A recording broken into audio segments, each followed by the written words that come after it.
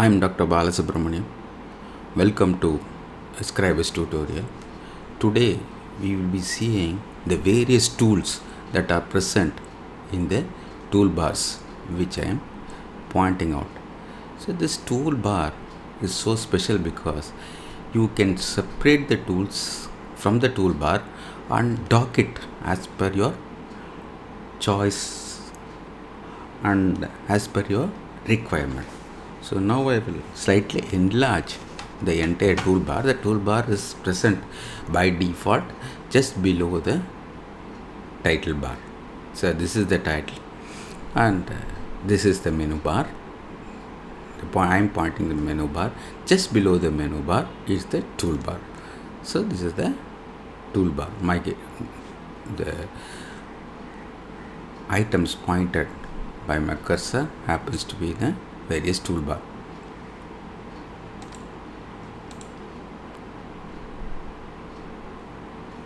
Now I will enlarge this toolbar a little bit so that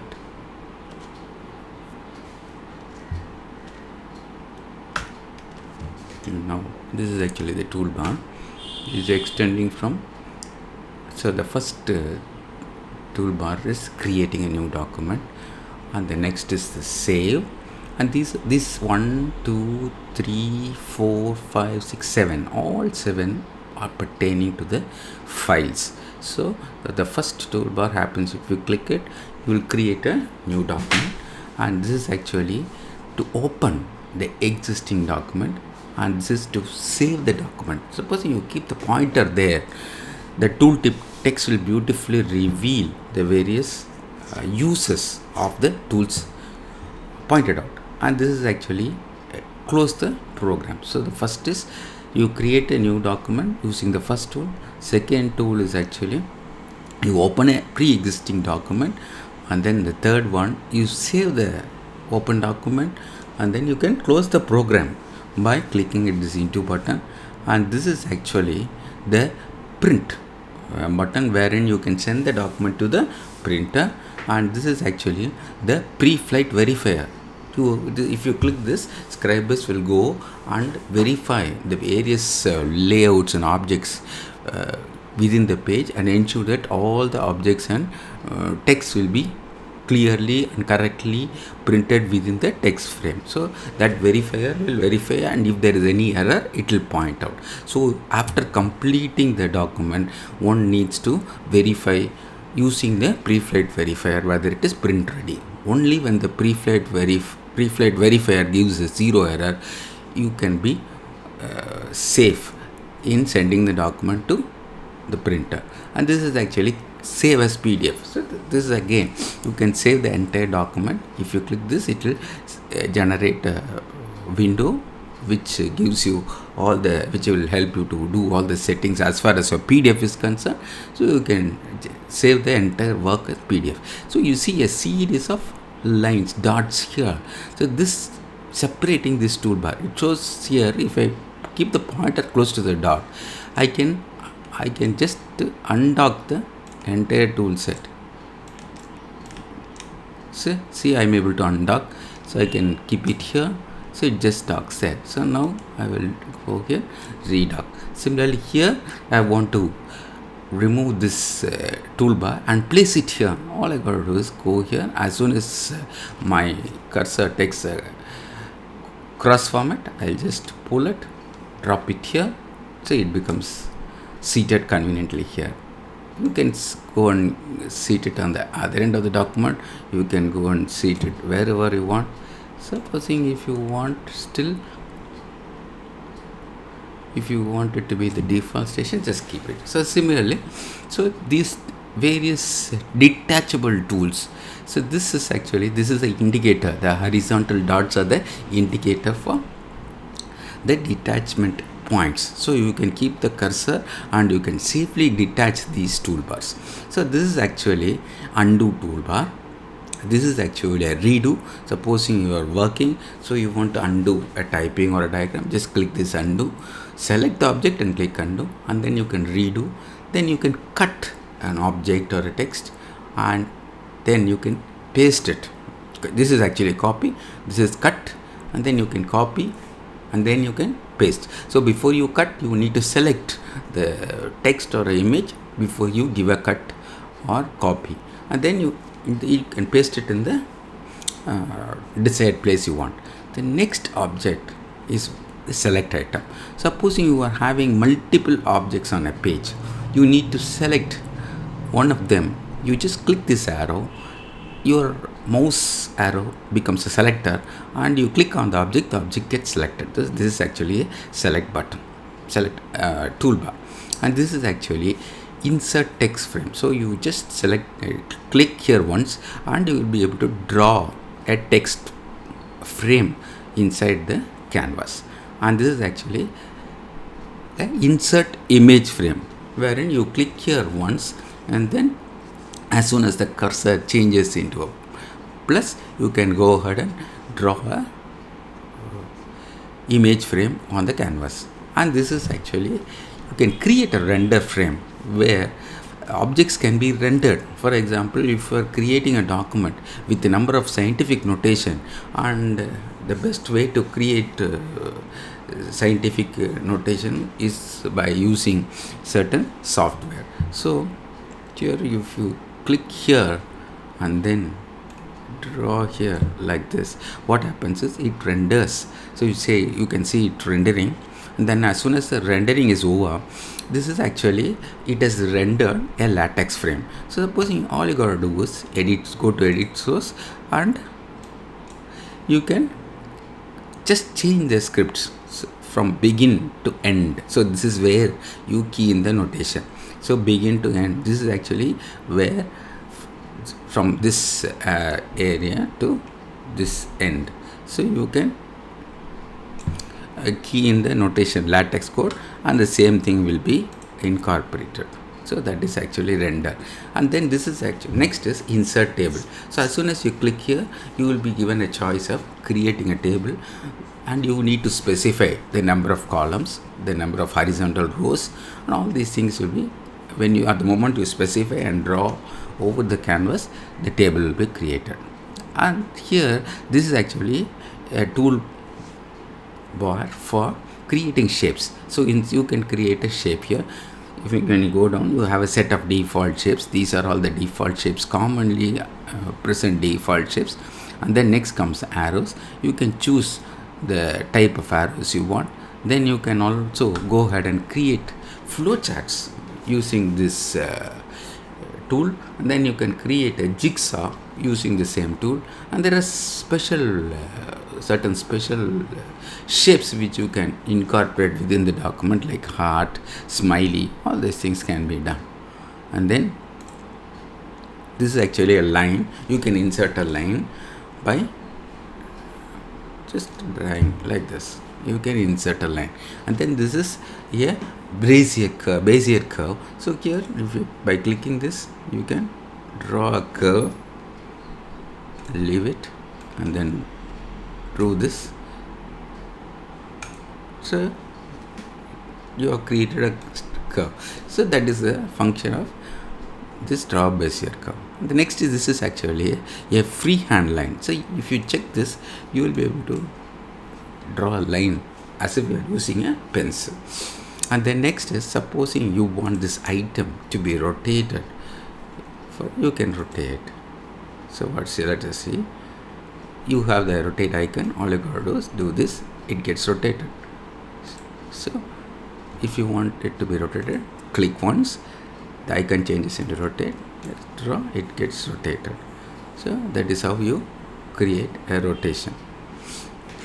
And here, this is a magnifier. You can zoom in or zoom out. And this is actually, if you have a text frame, if you want to edit the contents of a frame, you just click here. The story editor will open, so that you can edit the contents of a frame. So this one will specifically edit the text alone. Supposing you just have a text frame, you just click there. Story editor will open, and you will be able to edit the contents of the text frame. This one actually I'm sorry I mentioned story editor here. This is not for the story editor. If we have certain contents on the frame, you can edit the contents, its dimension. It can be a text frame or it can be a image frame. You can just right click on it and edit the contents of the frame. It can be an image or it can be a text. You can change the dimension. All these things is possible. And then here you can click this when you want to link more than one text frame to ensure that the surplus text from one text frame flows into the linked frame. So that is what this tool is for. And then here this tool is meant to unlink those so-called linked text frames. So these two tools will be commonly used during your layout process. And here this one actually helps in the measurement. So here you can measure the distance, say from here to here. So you get a length of 48.8 points. Suppose you want to measure the length of the line. All I do is I just keep the cursor and track it. You get a 59.8 points as the length.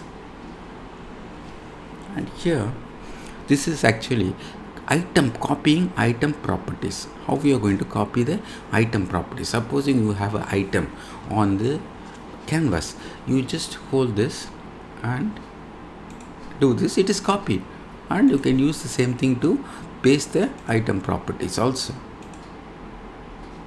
So you can copy the item properties using this. And then here this is actually a eyedropper tool. This will actually, it is very useful tool. It will help you to, I'll show you what, to exactly.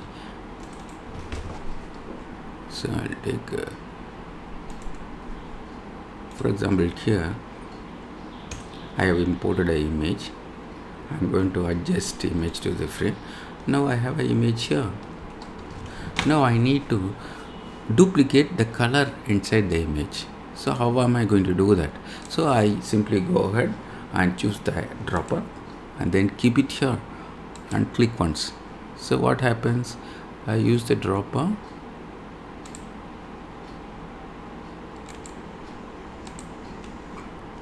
that color has already been chosen and named. We'll choose another picture.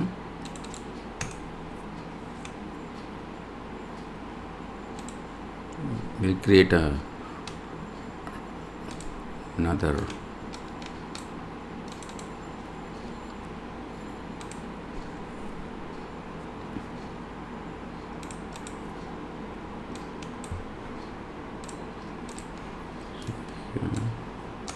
I'm going to adjust image to frame.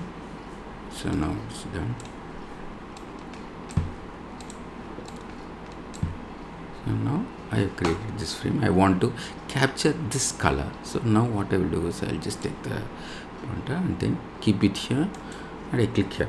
Now since this color is not available within the Scribus, it will include the same color to your color set which is available. So you just name the color. We will name it ivory.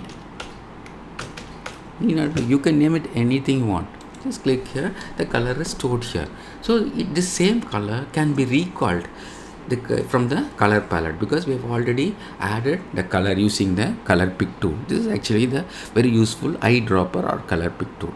The next tool happens to be insert PDF push button. So what happens is when you want to create interactive PDF documents using Scribus, you just insert this you place this button anywhere. You just click this button and then click it here, and then if you link it to the PDF which you want to add. So you see here property, name, text, options, and action. You can say you can go to name the PDF document you want to go to, keep it in the same folder, and when on clicking the button, the program will open the PDF document, and this will create. Next is insert a PDF text field. Supposing if you create a text field here, you will be able to type inside this document. You will be able to type inside this document. You can take user input from the document, and then you can use this second. This is actually insert PDF checkbox. You can just go ahead, choose this here, And if you could generate a PDF, the user will be able to choose this box using if the user clicks inside the box, a tick mark will be given. And this is actually another interactive PDF tool. You can insert a combo box inside the PDF document, inside the Scribus document, which can later be converted into interactive PDF. And then here this is actually a list box where it will contain numerous lists with a small down arrow. The moment you click the down arrow, the items in the list will be displayed. The same thing you can use it to create interactive PDF files. And this is insert text annotation. Supposing you are going to give out annotation, you can allow the user to annotate. So using this insert text annotation tool, you can allow the user to annotate by giving out fields for them. And then here you can insert a link. Supposing you have a text frame, you want to link that frame to annotation somewhere, you just click here and then link this to a annotator. So you can click here and link it to the, as soon as the arrow changes, you link it to the annotator. So you should have text here for you to annotate. So if you have a text frame with text, it will give out a link for the annotation which is already present. So this is as far as the toolbar of the Scribus is concerned. Thank you.